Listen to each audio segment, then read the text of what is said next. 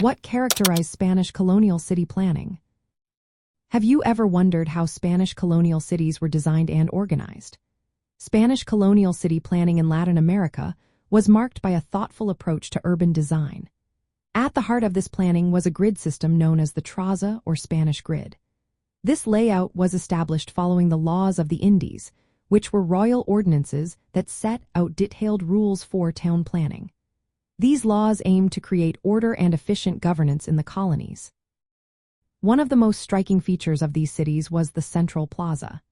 This plaza served as the main public space for various activities, including social gatherings, political meetings, religious events, and economic transactions.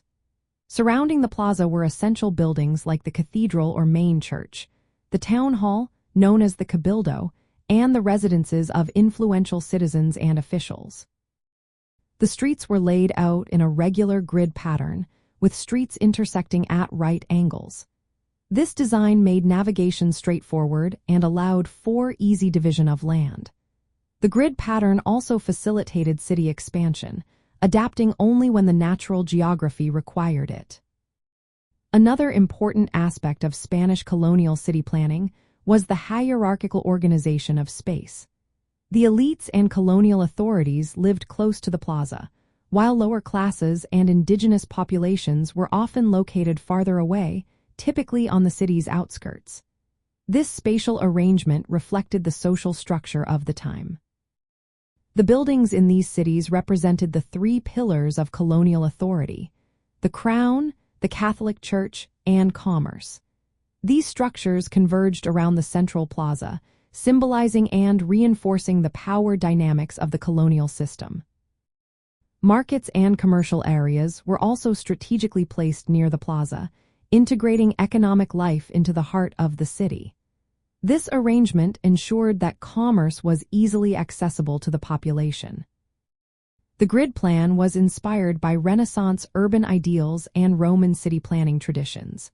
It was adapted to fit the New World context, imposing Spanish cultural and political order on the landscape. From a Latin cultural perspective, these cities were more than just administrative centers. They were spaces where Spanish colonial identity, religious practices, and social hierarchies were physically and symbolically expressed.